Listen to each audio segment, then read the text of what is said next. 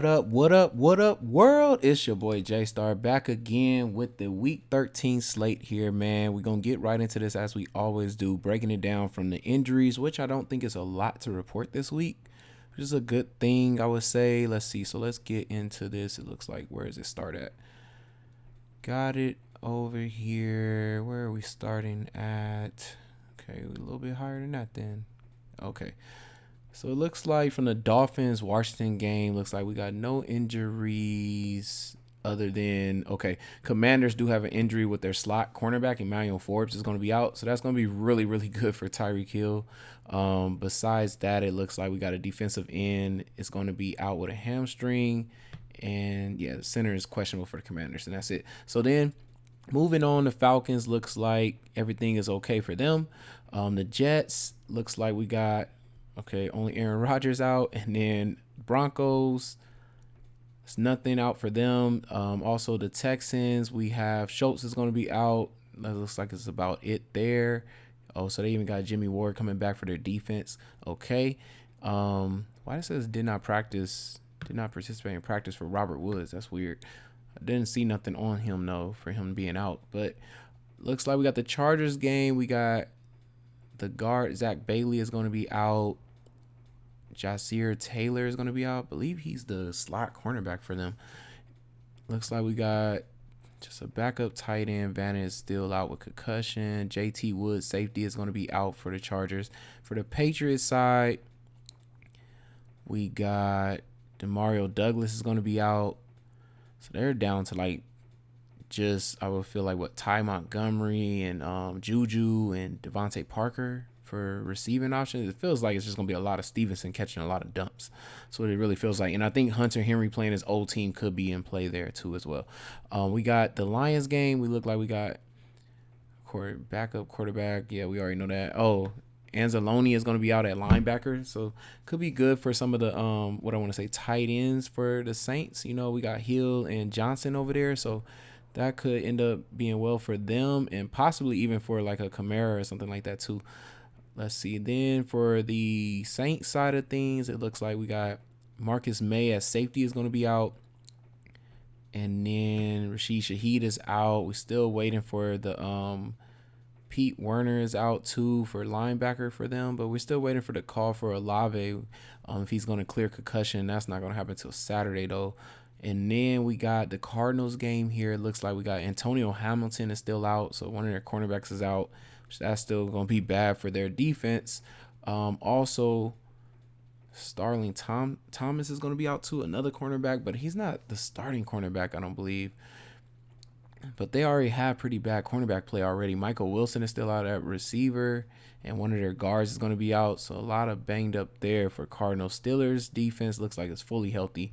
And then we have the Colts game here. We got Julius Brents is still going to be out at cornerback. So I would say Hopkins could be in play there for that because he does line up on the same side to that left side. The same thing where we picked on Evans just last week and he was able to do well. So yeah, we got that with Hopkins then. Jonathan Taylor, of course, is out. And then nothing on the tight end side of things. Yeah, nothing on the tight end side of things. Everything is healthy there. We got the Panthers game here. Von Bell is going to be out still. Hayden Hurst is out. Okay. And then it looks like even Tommy Tremble is doubtful. Wow. So they're down to like no tight ends basically there. Should be a lot of targets going to Thielen, I would think. Because especially with the Buccaneers having Levante David this week. And I thought I saw Devin White was out too. Yeah. So both linebackers is out. So the middle of the field is going to be where you need to attack. And we already attack with the slot receivers against Tampa Bay and even the tight ends. But since the tight ends is all out, we got one slot receiver that we're going to go to. Jamil Dean is even out, and I believe he lines up on the side where who is that over there? That's not Mingo. It is Chark. So got cornerbacks out there for Tampa Bay, and that's a big game since it is still a divisional game there. And supposedly Panthers still have a chance to make playoffs in that division. It's just that bad. Then we got the 49ers. Nobody is out. Everybody's, it's good to go. And then we have the Eagles. Looks like Zach Cunningham, linebacker, is going to be out. So, man, it's probably going to be good for, I would say, anybody coming across the middle of the field. Debo and, of course, Kittle. Justin Evans at safety is going to be out. So, yeah, like I said, the middle of the field, of course, is going to be big there. Looks like for the Browns game, we got Marquise Goodwin still out with concussion. And then Dorian Thomas-Robinson is going to be out. I think they're going with Flacco. And then even Denzel Ward is out still. So, I would think out wide, out of Puka, or because I can't remember where Denzel Ward lines up. I feel like he lines up on the side with Puka. So I think he's going to be in play there because of that. And then it looks like Quentin Lake for the Rams is going to be out at safety. And that's about it. So moving back on to these games, man, let's get right into this. So we got the Chargers in New England here. It looks like for the Patriots side of things, looks like they're going to start Zappe. Don't really plan on playing him. It does really suck though because the Chargers one of them teams that gives up mad points to wide receivers and things. But this is just horrible at quarterback play here, so it's really hard to even say anything. The best plays though for me, I would say Henry going against his old team, and of course Stevenson are just plays. But if you just want to be safe, a one-off would just be Stevenson. It's just the best way to go there. On the other side though, Herbert going to have Eckler for sure, and is going to have Keenan Allen, best plays for them to stack with him. And you could easily just run back Stevenson on that game. And then we got this Detroit game here. I'm expecting Goff to have, of course, Gibbs should be in play. St. Brown, though, and Laporta. Even if you don't want to take a running back here, Saints decent, but they are giving up some yards lately and have been kind of running backs actually seem to be a little bit better than what they was at the beginning of the season, at least. I don't know if it didn't show anybody banged up either for New Orleans, so I don't know what's going on there. But yeah, Goff coming off that loss, against the Packers on Thursday, for Thanksgiving and everything, I feel like they'll try to bounce back with a big game here. But I really see them attacking this middle of the field a lot. So if you want to just do a double stack or a one, skinny stack here, definitely, I think St. Brown Laporta is definitely going to be in play there. On the other side here with Carr, this is all going to depend on if Olave plays. If Olave is able to go, then it's, of course, Olave. But I think Kamara comes in bigger of a play for him if Olave is not able to go. So I'm thinking Olave, and possibly the tight ends, like Juwan Johnson could become a huge play if Olave is not there.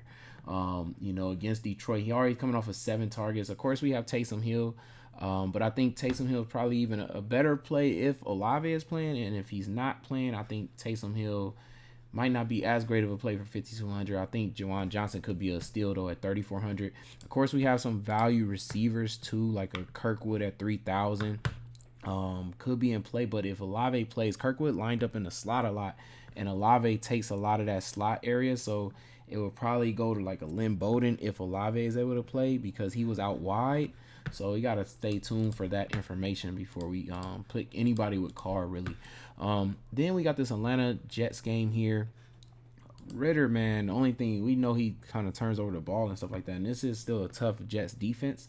I definitely believe Bijan Robinson is going to be in play out that backfield because this is where you need to be attacking against them. And then also in the slot area, but his slot receiver is kind of still Kyle Pitts, still, but it's like, and you are supposed to attack the Jets in the tight end position here. He just has 2 tight ends and he's just not feeding them the ball enough. So they could end up doing something. They could, of course, not do anything at all. Against Atlanta, we kind of usually attack these tight ends, against them, of course. I think Conklin is in play somewhat, even with these bad quarterback play there. I don't really want to take anything else here. I'm kind of just sticking to Conklin, and that's it. And then Arizona and Pittsburgh here. This possibly could be, something here. I mean, I don't know how much the rain is going to affect a lot of these East Coast games. So it really does suck because I feel like we have some good spots for certain players, and then it's like might not be able to attack it. Like Marquise Brown should have been in play here. If he's not, man, if he doesn't, let's see what's going on with him again too. Hill. Yeah, it really sucks because this was probably his matchup for him to finally do good, I thought. And now I'm thinking like maybe Dortch is probably, better play. We still have McBride getting the touches, but he's even banged up. So it kind of sucks for Murray. Like, I don't really know where to go, really. On the other side here, I just can't trust Pickett too much. I know it's a really good matchup for him, though. Like, if I was to take him, I would probably take him with Pickens just because of the yards after the catches. It goes for him, and this team does give up yards after the catch here, and also I would say touchdowns in the end zone and things like that. I kind of think he could be in play there to score. With the cornerback being out in Hamilton, and still the cornerbacks that they have are just not good out wide. This could be a game for Pickens. I do know he also throws to the Deontay Johnson, so you could take either one. They're both only $200 difference if you thought, they could actually do something here with Pickett. Besides that, it's definitely best to go with these running backs. If you just don't trust the quarterback here, either one of these running backs could definitely do good here. Moving on, though, from that game, we got the Colts and the Tennessee Titans here. Levis could do something here. Like, let's look, because I believe it's out wide is where you need to attack.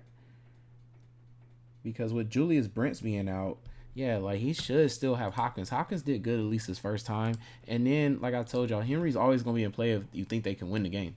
Like, and I definitely do feel like they could definitely win this game. It's divisional and everything. I definitely think Henry's going to play harder. Hopefully Levis gets his stuff together and, possibly can hit Hopkins with Julius Brents being out, who lines up on his side. So I think if he can get the ball out fast enough, the run game is working for him. I definitely see that helping him out. Minshew, on the other hand, I would think Pittman is in play again, but Downs is also in play. The only thing is Tennessee has been pretty good in the slot area. It's more out wide is where you're looking at, so Pittman could be in play again this week. The only thing is he does better against one high safety teams instead of two high safety, and Tennessee runs a two high safety, so he could struggle. I mean, 7,100 is kind of pricey to me. I would more just take a shot at just taking Zach Moss, who did well the last time, and just have a run back of whatever I was to play against Tennessee here with Zach Moss. And let's go. We moving on to this Miami-Washington game. This should be a huge game for Tua. With Achane being back too, like I don't know how many points they end up putting up on Washington. They're one of the number one teams in throwing touchdowns against them, and then Hill is leading the league in receiving at least touchdowns for sure. And that might be period, even with tight ends included right now. So you got one of the league leaders in wide receiver touchdowns, and then you got the receiver that's out wide that's going to have one of the best matchups right here in Jalen Waddle. They both line up on the same side too. It's going to be hard to stop them. I don't even care if it's raining. I just feel like they probably get bombed on. The only thing is I wonder like how many times maybe they get stopped short and they end up going to a Achane or Mostert, because that can also end up happening. We've seen it with the Broncos game and stuff like that. If they end up scoring so much, I mean, they're a 21 team, so they still like to run the ball. And if the run game is working, it only sets up even better for these receivers to get off. So I kind of think one of these running backs could possibly be in play. I know Achane came back and got hurt like right away or something like that last time. On the other side here, though, Sam Howell has done good against this style of defense, even with losing almost all the time and stuff like that. His running back, if he was pass catching to them, could be in play for a touchdown there. I don't know if Robinson, let me see something. Because the pass catching side of him, he was high these other two games right here. So he could be in play for something like this as a run back option there. And then he was like the number one receiver in those two games before the last one, before I would say Curtis Samuel. And I think Curtis Samuel's in play with Sam Howell. Like I said, if Gibson was out, but he's not out, it's like he's back again. And we know he takes up the receiving, so it kind of takes away for B-Rob, which sucks. I would have loved that he was out because I think B-Rob would have been a decent option. But besides that, I think it's Sam Howell, a skinny stack with Curtis Samuel could hit as a run back in a blowout situation there. Or just if you just want to run back Curtis Samuel against the Miami Dolphins, you can do that too. And then we got Denver versus Houston here.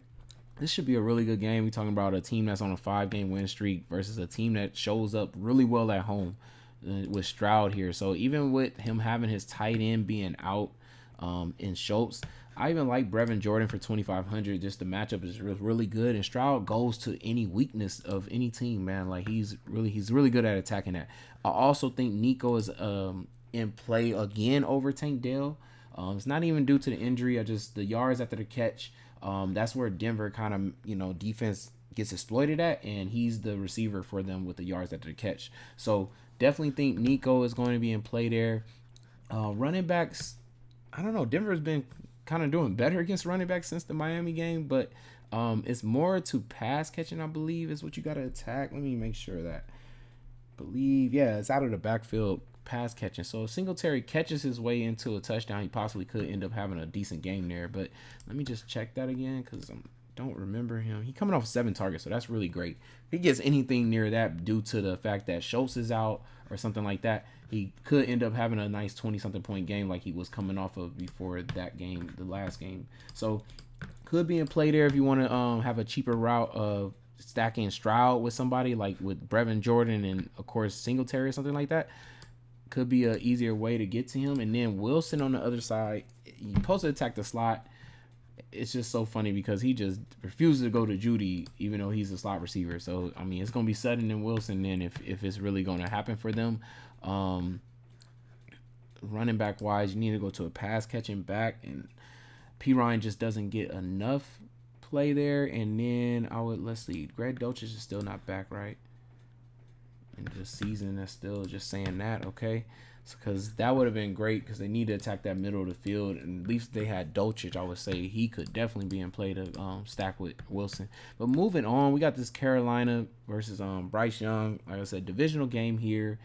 For Baker's side, if you believe he's going to throw the touchdowns to White, like we saw with Stafford was able to do with Williams, right?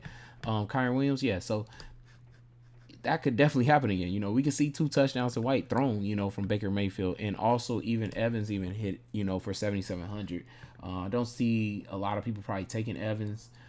He does pretty good against his division besides, I would say, the Saints, with Lattimore being his kryptonite. So he could be in play here at home with White and Mayfield.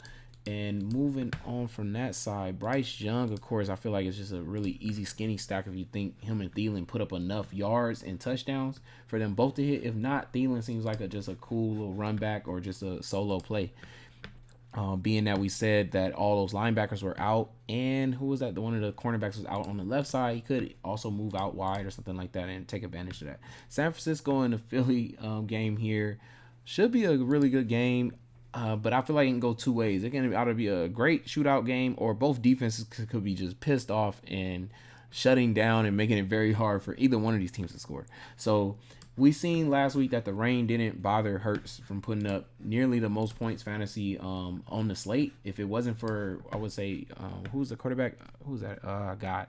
Why can I think of his name right now? Josh Allen, man. Yeah, but if it wasn't for Josh Allen, just out playing him at the end there and getting to 40, Hurts would have had the most points. So, like I said, since it doesn't matter, I think Swift has done good against this style of defense. But I would say, I know last week was his first time that he didn't, and I know this will be a tougher matchup for him, but still, just having that rushing quarterback does help him because last time in the playoffs, they was all eyes from Warner. And, both the linebackers were just on Hurts that they just let Sanders go right past him for like a 40-yard touchdown in that game. So something like that could happen still. And I think, Swift could be in play because of that.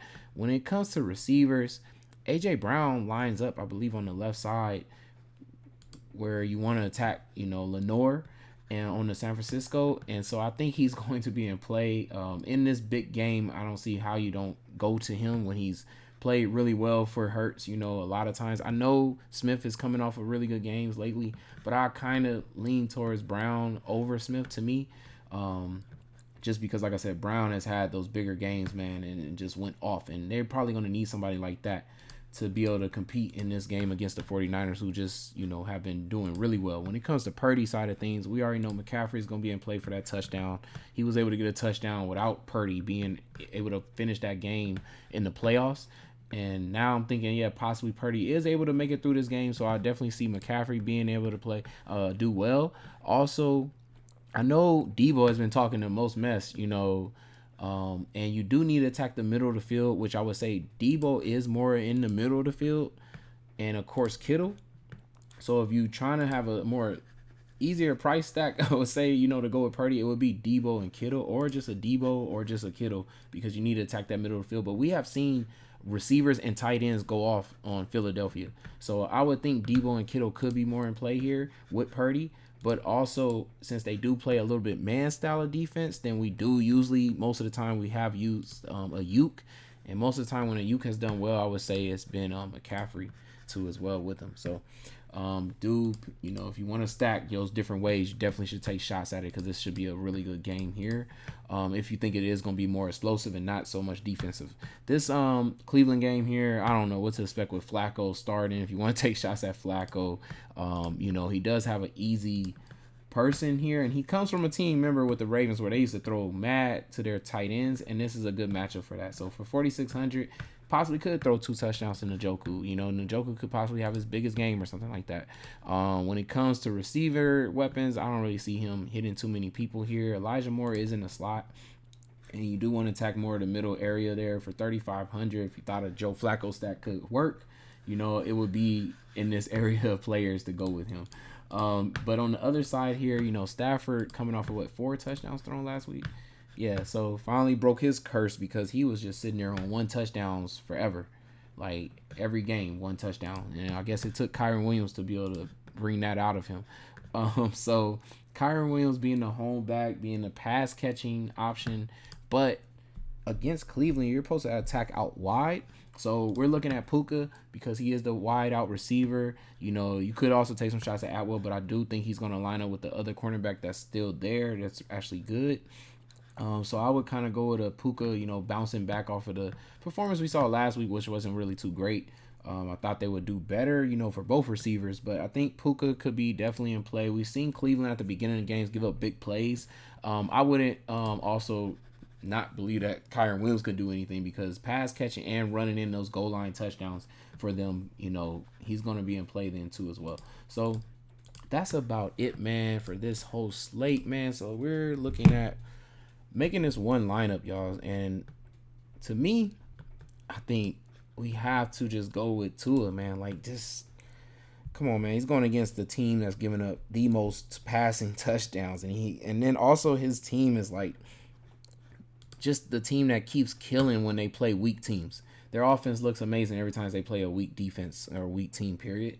And so I just don't see how it's what's stopping them from getting to 40 points besides the receivers getting hurt, which hopefully they don't, because I think they both end up going off in this game. Tyreek Hill is still going for that 2,000 yards, and he's still 700 yards away, with very few games left, to get there. But we know how fast if he can get a 200-yard game in this game coming up, he'll be only 500 yards away. So Waddle, of course, too, has played good. At least his last game was one of his best games since we got week 8 there. So I'm thinking he probably gets back into a groove here. He is going to line out where everybody's been killing Washington out wide on that left side. So I see both of them being able to do good here. I know this is a very expensive stack, so I'm going to have to find some value here, which I think I'm going to go to my running back first and go ahead and take the starting running back at 4,600, of course, and Zach Moss. I don't think he probably has the game he had the first time he played Tennessee, being at home, and also Jonathan Taylor's first game coming back. I think that did help a little bit, being that now he's going to be the main back the whole time. I kind of think Tennessee, being that they are also a divisional kind of rivalry and everything, I feel like they're going to have a lot of eyes on him trying to slow him down. But 15 points, if we can get even somewhere like that for 4,600, that still hits. So moving on from there, I'm thinking I'm going to go with White here, because so far I think I don't have anybody late. So I definitely want to have at least something here so far, and I'm going to go with White because I definitely think he's in a good spot there against Carolina. We've been picking on him like crazy against every running back, and being that he's the home back too in this game, I feel like he can have a huge game there. Receiver, I need some savings here, so I'm gonna go with a run back, matter of fact, and take Curtis Samuel in this game. Definitely think he just came off of a game where they were supposed to get blown out with the Cowboys being down and stuff like that, and he was able to do good and produce. When he's healthy and everything, it seems like they are looking for him to be that scoring option for them too, and even their big plays in that middle of the field and stuff like that. So I like that in a game where I see them being down and having a lot of points to have to put up to stay in it. And then at tight end, I do have Brevin Jordan that I could take too here. I didn't even think about that, because he is in a really good spot.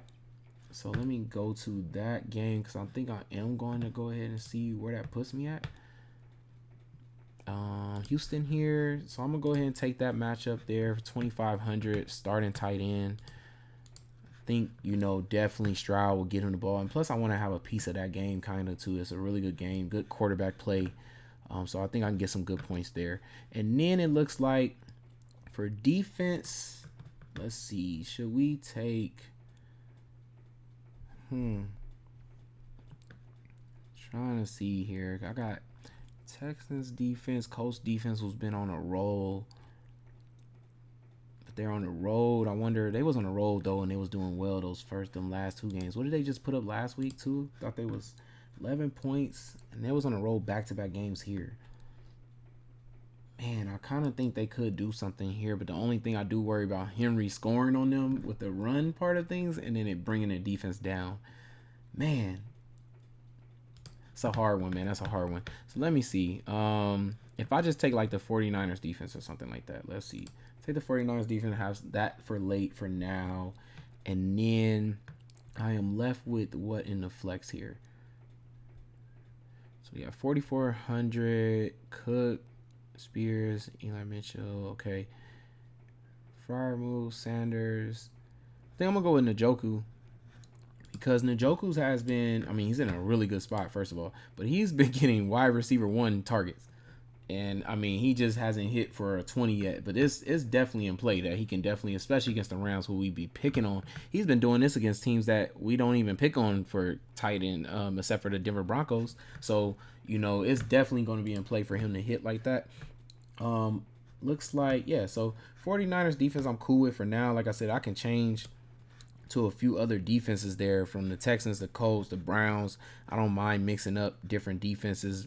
We got the Browns and the Eagles, of course the 49ers, all 3 of them at least, all are late. So I definitely would probably want to have a late defense, because I definitely feel like the 49ers and the Eagles and even the Browns defense could do well late in these games. We already know Stafford throws picks. Both of these teams are motivated to show up defensively, so I definitely think something can happen here in this game, both sides.